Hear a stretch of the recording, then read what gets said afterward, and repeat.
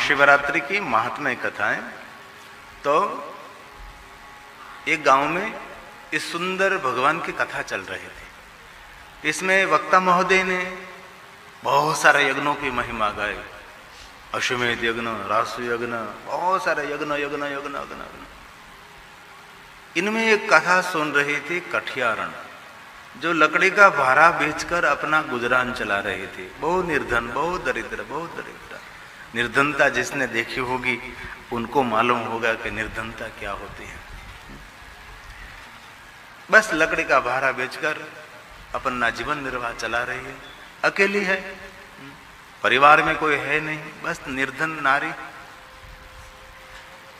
कथा सुनते सुनते उसके मन में ग्लानि होने लगी, करे इतने बड़े बड़े यज्ञ तो धनपति कर सकते हैं, मेरे जीवन में तो ये मेरे भाग्य में नहीं है कि इतना बड़ा अश्वमेध, रासु, अग्निष्टोम, ये महान महान रुद्र, अतिरुद्र, कोटि महारुद्र, ये कैसे मुझसे हो सके। ये मेरा तो कोई काम नहीं है, मैं तो निर्धन, मैं तो दरिद्र, मुझसे तो कभी यज्ञ नहीं होगा। यज्ञों का लाभ, यज्ञों का पुण्य मुझे नहीं मिलेगा, क्योंकि मैं तो निर्धन हूं। अंदर से निराश होने लगी। तब उनके प्रश्न का प्रत्युत्तर कथा में से मिल गया। वक्ता महोदय ने कहा, ये बड़े बड़े यज्ञ तो धनपति, राजा, महाराजा कर सकते हैं, लेकिन जिनके पास धन नहीं है वो क्या करे। तब वक्ता महोदय ने कहा, जिनके पास धन नहीं है उनको ऐसे महान यज्ञों का फल प्राप्त करना है तो सेवा करें। सेवा यज्ञ, जहां अवसर मिले वहां सेवा करो, सेवा करो, सेवा करो। और सभी मार्गों में सेवा मार्ग बहुत कठिन है। सेवा करने में छोटा बनना पड़ता है, अहंकार को जड़ मूल में से खत्म करना पड़ता है, तब सेवा हो सकती है। अभिमानी व्यक्ति किसी की सेवा नहीं कर सकता है। तब वो कठियारण कथा सुनती थी, मन में प्रश्न का उत्तर पा लिया। वो सेवा, सेवा तो मैं कर सकती थी, मैं सेवा करूं और सभी यज्ञों का फल मैं पालू, लेकिन मुझे सेवा करनी है। सेवा करने के लिए मैं कहां जाऊं? सेवा करने के लिए कोई अवसर तो मिलना चाहिए ना। बहुत लोगों को सेवा करने हैं, लेकिन कहां जाए सेवा करने के लिए। एक बात याद रखना, कोई सेवा करने का अवसर मिले ना तो इतना जरूर याद रखना, परमात्मा ने अवसर दिया है आपको सेवा करने का। कभी मौका नहीं जाने देना, कभी कहीं भी मिले सेवा, परमात्मा ने आपको अवसर दिया है। बहुत लोगों को सेवा करनी है लेकिन अवसर नहीं मिलता, कहां सेवा करें। और एक बात जरूर याद रखिए, शिवालय में भगवान शिव जी के दर्शन, अर्चन, पूजन से ज्यादा फल सेवा का फल मिलता है। शिवालय का पटांगण हो, उनको साफ सफाई करो।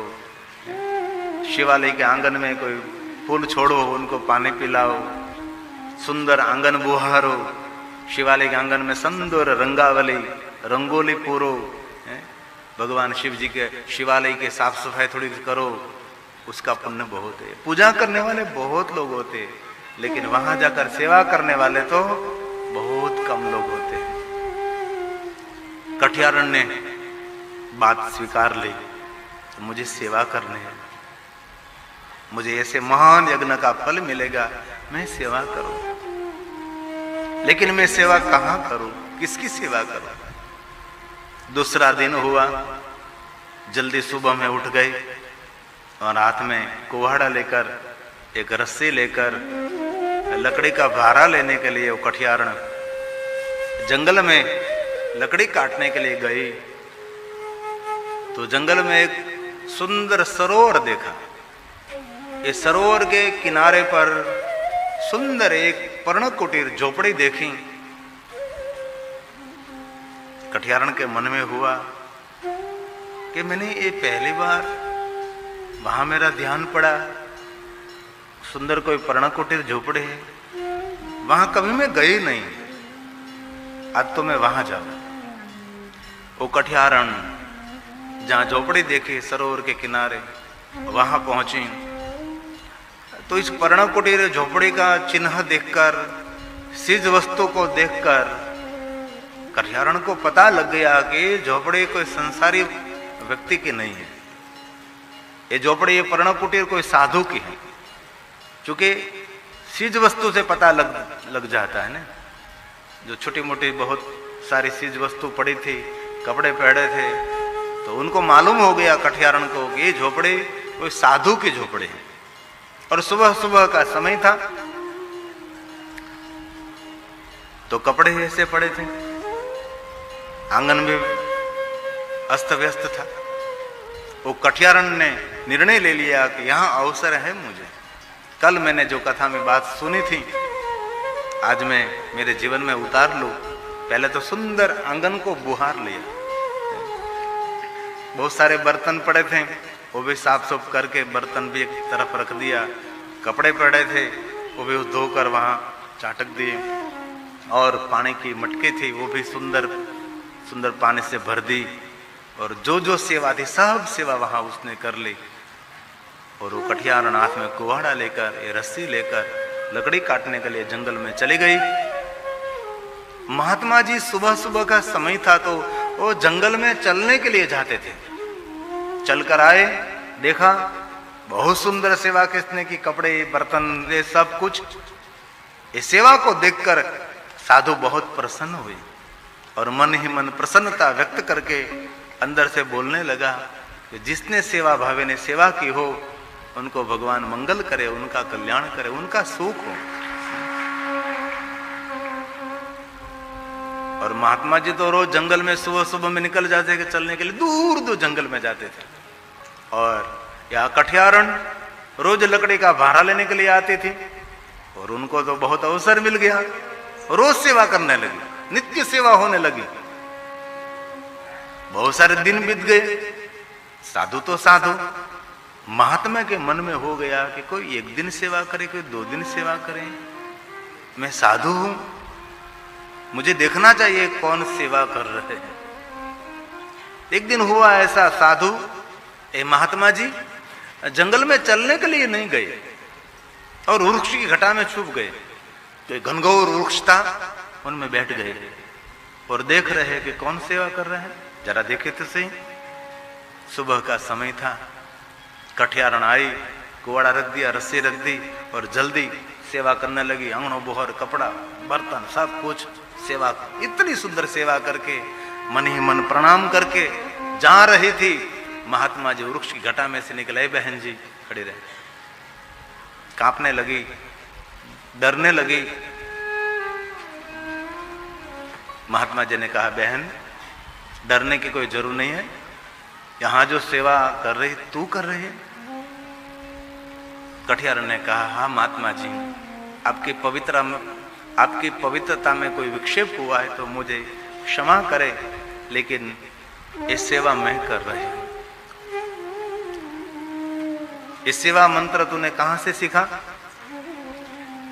कठियारण ने कहा, गुरुदेव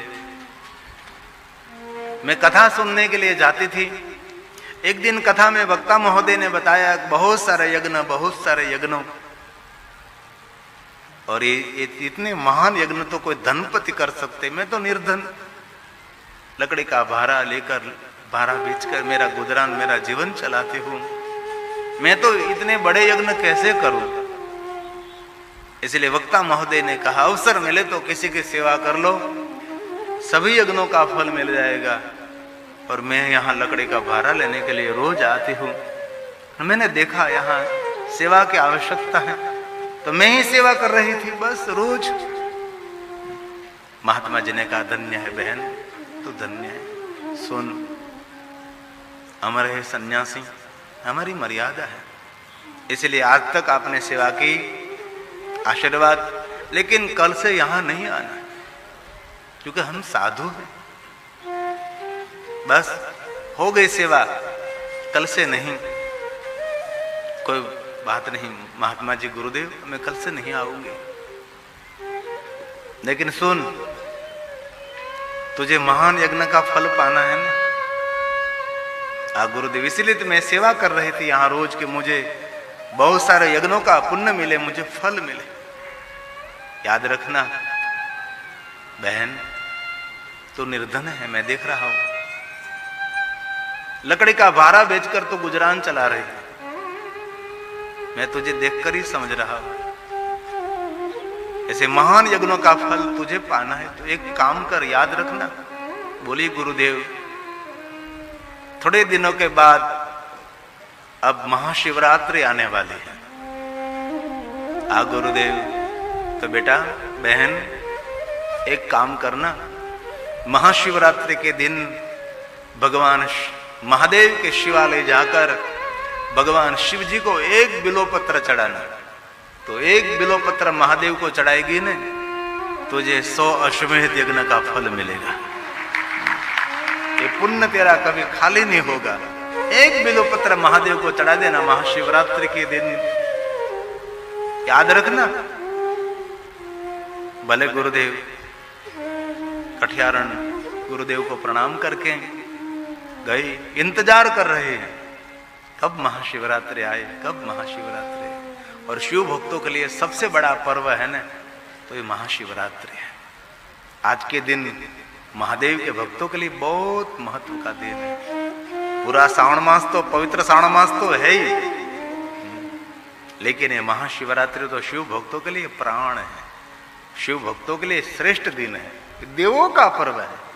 इस दिन महाशिवरात्रि इंतजार कर रहे हैं। महाशिवरात्रि आ गए, सुबह हमें प्रातःकाल उठे, स्नान करके पवित्र वस्त्र पहनकर बिल्वपत्र लेकर महादेव जी को बिल्वपत्र चढ़ाया, शिव जी को गुरुदेव के शब्दों को याद किया कि गुरुदेव ने कहा है कि महादेव आपको बिल्वपत्र चढ़ाने से 100 अश्वमेध यज्ञ का मुझे फल मिलेगा, अश्वमेध सहस्राणी। प्रणाम किया, महाशिवरात्रि तो गई, लेकिन मन में एक प्रश्न निरंतर हो रहा है कि मैंने महाशिवरात्रि के दिन भगवान शिव की पूजा तो की, मुझे ये यज्ञों का फल मिला नहीं मिला, उनका प्रमाण क्या? क्योंकि आध्यात्मिक क्षेत्र तो एक श्रद्धा का क्षेत्र है ना, यहाँ कोई प्रमाण आपको कोई लिख कर दे ऐसा तो नहीं होता। मन में एक निरंतर प्रश्न रहता था कि मैंने महाशिवरात्रि के दिन भगवान महादेव की बिल्वपत्र तो की, लेकिन ये मुझे पुण्य मिला नहीं मिला, इसको मुझे कैसे पता लगे, मुझे कैसे मालूम पड़े? असमंजस हो रहा है, मिला नहीं मिला, नहीं मिला मिला। इनमें नगर में जा रही थी, प्रश्न निरंतर सता रहा था। नगर में कोई एक व्यक्ति आवाज लगा रहा था, जोर जोर से बोल रहा था, ढोल टिप कर बोल रहा था। उस कठियारण ने ध्यान दिया कि ये आवाज लगा रहा है, क्या बात है? कठियारण ने ध्यान दिया तो आवाज में ऐसी बात थी, इस नगर के राजा का पुत्र, एक ही पुत्र राजकुंवर बहुत दिनों से बीमार है और उनको कोई 5 अश्वमेध यज्ञ का पुण्य अर्पण करे तो बीमारी में से ठीक हो सकता है वो, और वो बीमारी से ठीक हो जाएगा तो राजा उनको सोना मोहर देंगे, और जो मांगे वो वरदान राजा देने के लिए तैयार है। लेकिन किसी के पास 5 अश्वमेध यज्ञ का पुण्य होना चाहिए, राजा के कुंवर को अर्पण करे, संकल्प करके उनको अर्पण करे। कठियारण ने सुन लिया कि राजा का कुंवर बीमार है और बहुत दिनों से बीमार है, कोई 5 अश्वमेध यज्ञ का पुण्य अर्पण करे और कुंवर ठीक हो जाए, अच्छा हो जाए तो राजा सोना मोहर देंगे, मांगे वो वरदान देने के लिए तैयार है, कुछ भी मांगो। तो उनको तो 5 अश्वमेध यज्ञ के पुण्य की जरूरत है, और मेरे गुरुदेव ने कहा है कि महाशिवरात्रि के दिन महादेव की बिल्वपत्रों से पूजा करो तो 100 अश्वमेध यज्ञ का पुण्य मिलेगा। मेरे पास 100 अश्वमेध यज्ञ का पुण्य है, इनमें से 5 अश्वमेध यज्ञ का पुण्य मुझे देना है। जीवन में कोई भी प्रश्न हो, भगवान इसी समय उसको उत्तर दे देते हैं, लेकिन उत्तर सुनने की आप में व्यवस्था होनी चाहिए। कोई भी प्रश्न हो, दुनिया का कोई प्रश्न हो, कहीं उनका उत्तर, उनका जवाब ढूंढने के लिए आपके भीतर से उनका जवाब निकलेगा। इसी समय प्रश्न हो रहा तो जवाब दे दिया। कठियारण के मन में हुआ कि गुरुदेव ने कहा तो पुण्य मिला है कि नहीं मिला, वो भी मेरी जो शंका है उनका समाधान भी हो जाएगा, और जो राजा का कुंवर ठीक न हो तो कहे राजा कोई सजा नहीं देने वाला था। और जो अच्छा हो जाए तो मुझे सोना और मिलेगी, और मेरी ये रोज रोज की निर्धनता, दरिद्रता, ये लकड़ी का भार बेचना, ये धूप, ये दुख, चलो मैं प्रयोग तो करूं। राजा के रात दरबार गई, पहरेदारों ने उसको रोक लिया, कहां जा रही? राजा के कुंवर को मुझे 5 अश्वमेध यज्ञ का पुण्य देना है। पहरेदार जोर जोर से हंसने लगे। और कभी किसी के गणवेश को देखकर उनका मूल्यांकन कभी नहीं करना चाहिए, कभी नहीं, कभी नहीं। हम लोग क्या करते हैं, ऐसा ही करते हैं ना, बाह्य गणवेश देखकर हम उनका मूल्यांकन कर लेते हैं। किसी व्यक्ति ने बहुत सुंदर वस्त्र पहने हैं, इतना सुंदर कीमती वस्त्र पहने हैं, सोने चांदी के गहने पहने हैं, तो हम समझ लेते हैं कि वो बड़ा व्यक्ति है। ऐसा ही मानते हैं ना कि वो बहुत बड़ा व्यक्ति है। आदमी अपने सोने चांदी के आभूषणों से, कोई भी व्यक्ति अपने सुंदर वस्त्रों से बड़े नहीं हो सकते, उनकी हृदय की उदारता से वो बड़ा हो सकता है। किसी के अच्छे वस्त्र और सोने चांदी के गहने देखकर कभी नहीं। सुंदर वस्त्र तो मॉल में वो प्लास्टिक के जो पुतले होते हैं ना, वो भी पहनते हैं ना, कितना सुंदर, उतना कितना सुंदर।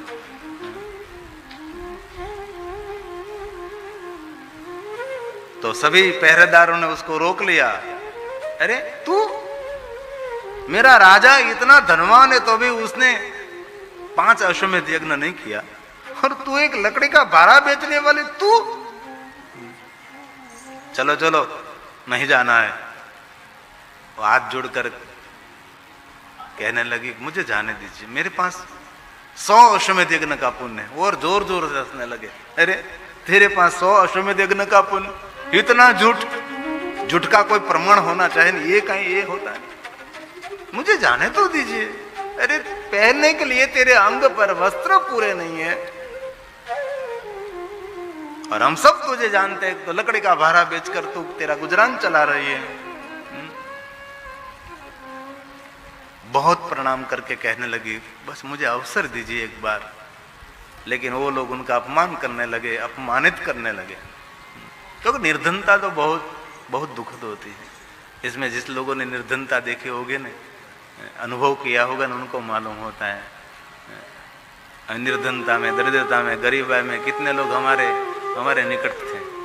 कितने लोगों ने आपको सहयोग, कोई नहीं, कोई बुलाता था नहीं। भूखा पेट, खाली जेब, झूठा प्रेम आदमी को बहुत कुछ सिखा देता है। निर्धनता बड़ी दुखदायक होती है।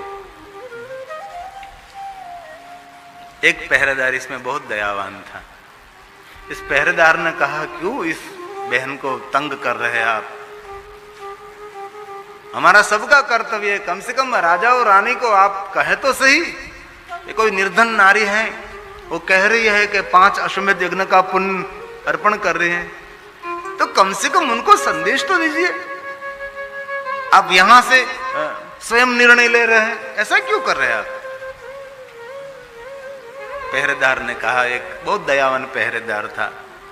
बहुत कम लोग होते हैं दयावान। बहन यहां खड़ी रहे, मैं जाता हूं राजा साहब पास, रानी साहिबा के पास, मैं संदेश देता हूं उसको। दयावान पहरेदार था। राजा साहब के पास गया, रानी साहिबा बैठी थी, कुंवर सोया था, कुंवर की आंख, राजा का कुंवर आंख बंद थी। राजा साहब घणी खम्मा, रानी साहिबा प्रणाम। कोई बाहर एक भारा बेचने वाले कठियारण, वो कह रही है कि उनके पास यज्ञों का पुण्य है, तो आपके कुंवर को ये पुण्य अर्पण करना चाहते हैं, तो आप जो कहे तो अंदर उसको भेज दें। राजा ने रानी साहिबा के सामने देखा, रानी साहिबा ने इशारे से कह दिया, कोई बात नहीं, भेज दो उसको। पहरेदार गया और कहा, बहन जी आप आ सकती हैं। कठियारण भारा बेचने वाले, पूरे वस्त्र भी अंग पर नहीं, मेले गले शरीर है, बाल बिखरे हुए हैं, जो निर्धन की नारी होती है, जो बाजार में शाक सब्जी बेचती है, कोई मजदूरी करती होगी, कोई मकान बन रहा है वहाँ काम करती होगी, कोई जंगल में लकड़े का भारा काट कर बेचती होगी, उस नारी का कभी रूप रंग देखना, कभी तो देखो। झुर्री पड़ गई, झुर्री झुर्री। कोई धनवान है, कोई निर्धन है, उनकी मुखाकृति से मालूम पड़ जाता है ना। अंदर गई, प्रणाम किया, राजा और रानी एक दूसरे को देखने लगे और मन ही मन बात करने लगे, अरे कितनी निर्धन है, सोना मोहर उसकी लालच में आई है, जरूर उनको लालच है कि सोना मोहर मिल जाएगी, उनकी निर्धनता चली जाएगी, लेकिन दोनों मौन रहे। बड़े लोग ज्यादा मौन रहते हैं और मौन रहने में बहुत आनंद है, बोलने में कोई लाभ नहीं, बहुत कम बोलना चाहिए। और शिव जी के बहुत सारे व्रतों की कथा है ना, इनमें महादेव ने कहा मौन व्रत मुझे बहुत प्रिय है, जो व्यक्ति मौन रहेगा मुझे बहुत प्रिय है, इसलिए ज्यादातर मौन रहना चाहिए, बहुत मौन रहना चाहिए। और शंकर जी ने यह भी कहा जो कोई मानव मेरा मौन व्रत करेंगे वो अगले जन्म में बहुत श्रेष्ठ वक्ता बनेगा, महान वक्ता वो बनेगा जो मौन रहने वाला है। राजा और रानी दोनों मौन रहे और कहा राजा ने, बहन हमने सुना है कि आपके पास यज्ञों का पुण्य है, तो आप हमारे कुंवर को अर्पण करना चाहती हैं। रानी साहिबा ने कहा कि बहन तो अर्पण कर सकती हैं, 5 अश्वमेध यज्ञ का पुण्य, पंडितों ने कहा, विद्वानों ने कहा है कि आपके कुंवर को 5 अश्वमेध यज्ञ का पुण्य अर्पण करे तो बीमारी में से ठीक हो जाएगा, आंख खोलेगा, खड़ा हो जाएगा और आप उनको सोना मोहर देंगे। हाँ बहन जी। कठियारण ने कहा, रानी साहिबा मुझे एक जल का लोटा चाहिए। रानी साहिबा ने कहा उसके लोगों को, उसको जल का लोटा दीजिए। कठियारण के हाथ में दिया, तांबा का लोटा जल का भरा हुआ, और आंख बंद करके पहले तो गुरुदेव को याद किया, कथा के शब्दों को याद किया, और मैं कुछ नहीं जानती। गुरुदेव आपने कहा कि महाशिवरात्रि के दिन जो कोई बिल्वपत्र महादेव को अर्पण करे उनको 100 अश्वमेध यज्ञ का पुण्य मिलता है। तो मैंने महाशिवरात्रि के दिन महादेव को बिल्वपत्र से पूजा की है, मुझे 100 अश्वमेध यज्ञ का पुण्य मिला है। तो प्रभु हे महादेव मैं कुछ नहीं जानती, न जानाम योगम जपम नैव पूजा न तो हम सदा सर्वदा शंभुतो मंत्रहीनम क्रियाहीनम भक्तिहीनम सुरेश, न जानो आरती वंदन न जानो पूजा की रीत।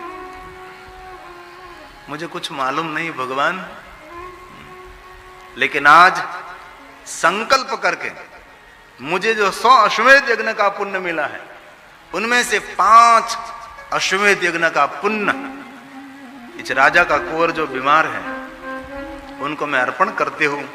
हाथ में जल लेकर राजा के कुंवर के पास छोड़ा और थोड़ा जल उनके अंग पर छटकाव किया।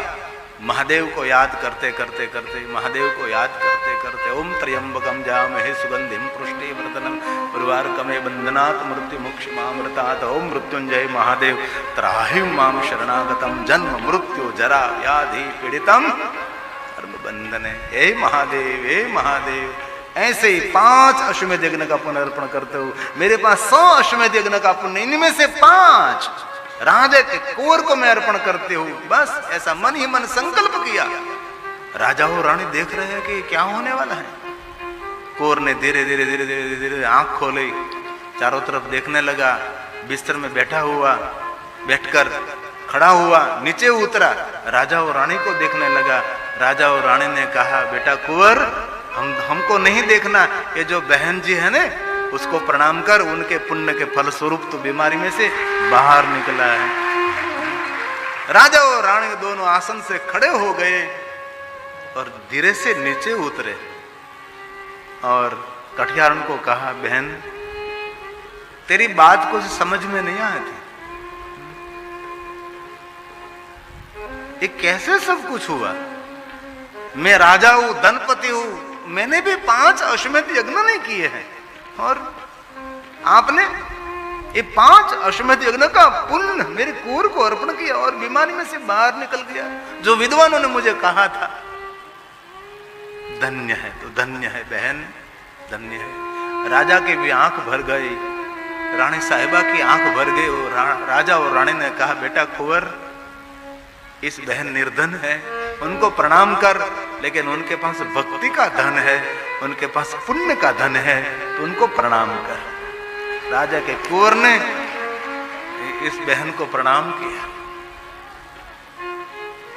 राजा ने उसके खजांची प्रधान उनको कहा, जाओ जल्दी सोना मोहरो लाओ, इस बहन को सोना मोहरो दीजिए। खजांची प्रधान सोना मोहर लेने के लिए जा रहे थे, तब एक कठियारन बोली, राजा साहब मुझे सोना मोहर नहीं चाहिए। राजा और रानी ने कहा, सोना मोहर नहीं चाहिए तो कितनी निर्धन है, पहनने के लिए कपड़ा नहीं है उन पर, देखो तो सही, ये मैला घैला शरीर, ये बिखरे बिखरे बाल, पैर में तो जूते भी नहीं है, आपके पैर में तो छाले पड़ गए हैं, और आपको सोना मोहर नहीं चाहिए। नहीं नहीं राजा साहब, रानी साहिबा, मुझे सोना मोहर नहीं चाहिए। तुझे रहने के लिए मकान चाहिए? नहीं नहीं। तो वस्त्र चाहिए? नहीं नहीं। भोजन के लिए कुछ सामग्री? नहीं राजा साहब, रानी साहिबा, मेरा जो पुण्य है ना, मेरी जो भक्ति है ना, राजा साहिबा, मेरा छोटा मुख है, लेकिन बड़ी बात करता हूं। इस दुनिया में भक्ति और पुण्य का मूल दुनिया में कोई नहीं कर सकता। ये मेरा पुण्य, मेरी भक्ति है। आपका कुंवर बीमारी में से बाहर निकल गया, उसके बदले में मुझे कुछ भी नहीं चाहिए। कुंवर ने कहा, बहन आपके पुण्य से मैं ठीक हुआ हूं, आप कुछ तो मांगो मेरे पास, जो चाहे आप, मकान, भोजन, जो कुछ। कठियार ने कहा, कुंवर साहब सोना मोहर नहीं चाहिए, मुझे घर भी नहीं चाहिए, मुझे कोई भोजन की सामग्री भी नहीं चाहिए। राजा साहब, रानी साहिबा, मुझे कुछ नहीं चाहिए, लेकिन आप तीनों के पास एक वचन चाहिए। राजा ने कहा, वचन? रानी साहिबा ने कहा, वचन? कुंवर ने कहा, वचन चाहिए? हाँ, मुझे तीनों के तरफ से एक वचन। तीनों एक दूसरे के सामने देखने लगे, और मन में भी ये भी होगा कि ये क्या मांगेगी, क्या मालूम। लेकिन जिनके जीवन में सत्संग है ना, वो योग्य वस्तु ही मांगेंगे, अयोग्य वस्तु कभी मांगे नहीं है? पर हाथ जोड़कर कहा, राजा साहब, रानी साहिबा, कुंवर साहब, मुझे एक वचन चाहिए। अरे बहन मांगो, जो चाहिए। देने के लिए तैयार हो गए। अब भरोसा हो गया कि जो मांगेगी वो योग्य ही मांगेगी। पर कठियारन ने कहा, राजा साहब, रानी साहिबा, कुंवर साहब, मुझे एक वचन दीजिए। क्या वचन चाहिए आपको? अब अगली महाशिवरात्रि आएगी नहीं, महाशिवरात्रि किस लिए? कठियारन ने कहा, राजा साहब, रानी साहिबा, कुंवर साहब, मुझे भी मालूम नहीं था महाशिवरात्रि का, महाशिवरात्रि की महिमा क्या है। लेकिन मैं तो रोज कथा सुनने के लिए जाती थी, सत्संग में जाती थी, तो सत्संग में राजा साहब, रानी साहिबा, बहुत पुण्यों की महिमा गाई जाती थी, बहुत सारे यज्ञों की, पूजा अर्चन, दर्शन की। और वक्ता महोदय ने कहा, बड़े बड़े यज्ञ तो धनपति कर सकते हैं, और कौन कर सके, लेकिन ये यज्ञ न हो सके तो सेवा यज्ञ करो। तो राजा साहब, रानी साहब, कुंवर साहब, मैंने एक महात्मा की, साधु के जंगल में सेवा की, बहुत दिल से मैंने सेवा की। और ये गुरुदेव ने, साधु ने मुझे कहा कि बहन ये सेवा मंत्र तू कहां से लाई? तो मैंने गुरुदेव को कहा कि सत्संग में मैं गई थी, और सत्संग में मैंने सुना कि सेवा करने से सभी यज्ञों का फल मिलेगा, इसलिए मैं आपकी सेवा कर रही हूं। राजा साहब, रानी साहिबा, कुंवर साहब, सुनो। तब ये महात्मा जी ने, गुरुदेव ने कहा कि बहन हम साधु हैं, हमारी मर्यादा है, इसलिए आप यहां नहीं आना। लेकिन तुझे सभी यज्ञों का फल चाहिए तो महाशिवरात्रि के दिन भगवान शिव जी को बिल्वपत्रों से पूजा करना। महादेव को एक बिल्वपत्र महाशिवरात्रि के दिन चढ़ाने से 100 अश्वमेध यज्ञ का पुण्य मिलेगा। मैंने गुरुदेव के शब्दों पर भरोसा रखा और मैंने महाशिवरात्रि के दिन भगवान महादेव को बिल्वपत्र चढ़ाई, बिल्वपत्रों से शिव की पूजा की और मुझे 100 अश्वमेध यज्ञ का पुण्य मिला। मेरे मन में संदेह था, एक बार मैंने बात सुनी और मैं यहाँ पहुंच गई और मैंने संकल्प करके 100 अश्वमेध यज्ञों में से 5 अश्वमेध यज्ञ का पुण्य आपके कुंवर को अर्पण किया और आपका कुंवर बीमारी में से ठीक हो गया। इसीलिए मैं आपको कहता हूँ, आप तीनों मुझे वचन दीजिए, अगली महाशिवरात्रि के दिन आप भी महादेव की बिल्वपत्रों से पूजा करेंगे। ये महाशिवरात्रि है। इस दिन थोड़ी कम पूजा करने से ज्यादा पुण्य, ज्यादा फल देने वाली ये महाशिवरात्रि है।